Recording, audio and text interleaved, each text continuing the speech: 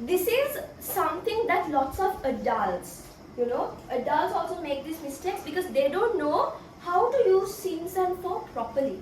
So today I am going to teach you the difference between since and for so that you guys can use it properly. For example, children, we use the word since if there's a starting point. What?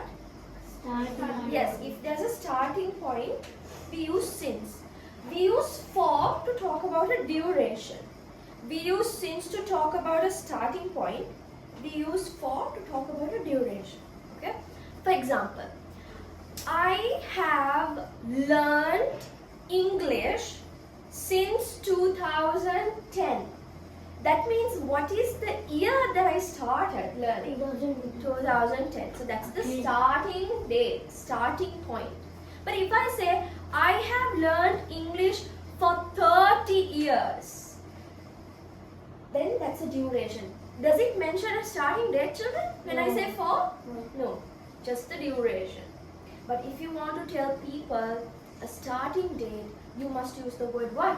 Since. Very good. Since. Is that crystal clear, children? But if you don't want to mention the starting date, but if you want to mention the time period, we use the word what? For. Very good. We use for. So that's the difference between since and for. Since we used to talk about a specific starting point, and for we used to talk about a time duration. Does that make sense, children? Yes. Is that crystal clear? Yes. Alright.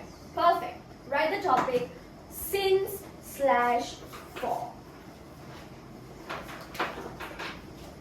Since/for. This is a very common mistake that lots of people make. Now you all know the difference between since and